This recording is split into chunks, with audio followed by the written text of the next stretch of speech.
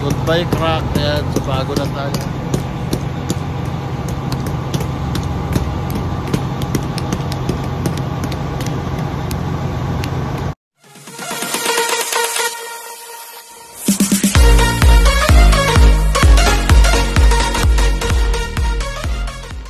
Ayan, RGB.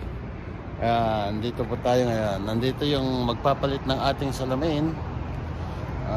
Tinanggal ko na rin yung ating kortina doon sa taas kay Pedring. Kailangan at nandyan na yung mga kanilang gamit. At papalitan ng windshield, no? Kasi kung nakikita nyo po sa mga video vlog natin, yung from gitna na yon, pag-ukit pupunta dun sa akin, hindi naman papunta dun sa passenger sasabay ko na sana dun sa MDI natin ito, kasi ito February, di ba? Yung motor vehicle inspection natin every 6 months yan. Titignan lahat yung mga preno natin, titignan lahat yung mga etc. kung ano. So ayun guys, at papalitan na nila, no? Antayin natin mapalitan. Ayan, inuumpisahan na nila yung babay windshield. Yung 2 years natin na windshield guys ay nag-crack na siya, kaya kailangan natin palitan kasi hindi naman papasa sa inspection guys kung hindi. At saka isa pa, pangit naman yung may dinadrive mo yung truck na may crack. Syempre palitan natin lahat yung dapat palitan sa kanya. Wala naman tayong problema guys. Ang problema kasi dito sa Peterbilt ay hindi kagaya ng Volvo na tutuklapin lang yung rubber, tutuklapin lang nila at matatanggal na. May mga tali silang ginagamit guys na paikot. Ito kasi kailangan nilang bakbakin yung silicone niya. Kaya at saka ito ang pagkakaiba ng Volvo. Ang Volvo, pagkapalit ng windshield mo, pwede mo nang itakbo. Ito, mag-antay ka pa ng 30 to 1 hour. Patuyuin mo na yung silicone. Kasi nakadikit lang sa silicone. Numinto siya. Ayan, binabakbak oh. Natanggal na nila. Babay windshield. Nakakaano naman, no? Lungkot, no? Kung hindi lang siya basag, hindi ko papalitan pero kukunin natin yung sticker ng CBP yun. CBP DOT yan yung transponder ko sa border. Kunin ko yung sticker guys, ilalagay ko doon sa bago. Hindi ko alam kung didikit pa siya. Ito ang pagkakaiba. Ang Volvo 5 minutes lang nila papalitan yan, 5 minutes to 10 minutes. Pero ito, pagkapalit nito, mag-stay pa yan ng 1 oras. Hindi pa pwedeng itakbo. Kaya, ayan na, babay. Babay sa aking windshield. Kukunin ko yung sticker guys. Kasi kailangan ko yun. Ito na siya. Babay. Ayun na, wala nang salamin si Pedron guys. Ayun na. Wala nang salamin. Nandito na. Ayan. Ito kasi guys, ito yung pack niya. Ito, nagmula dito.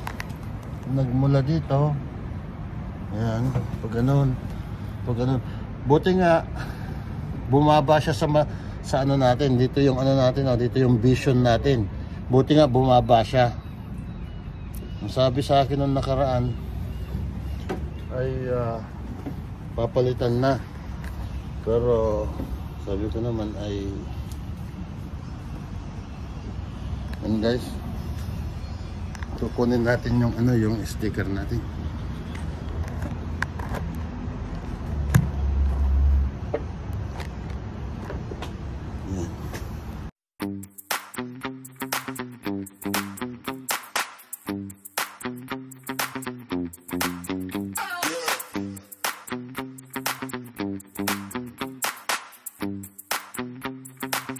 Stop!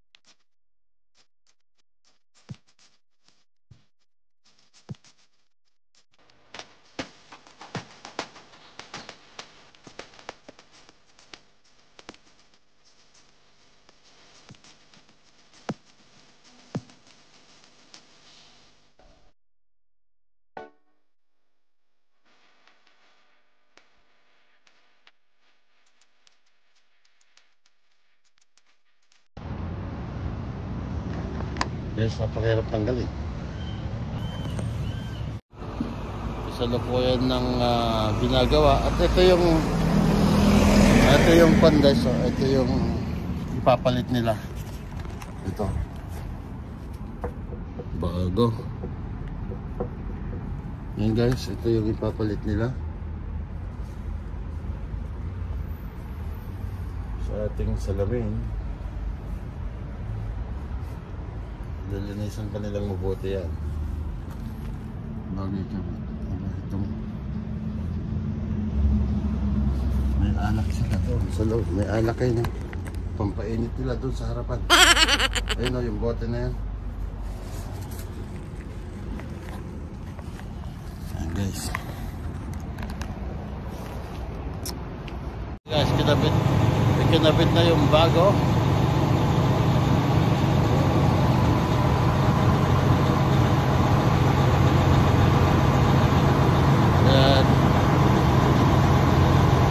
May bagong salamin na tayo, wala nang crack. Kaya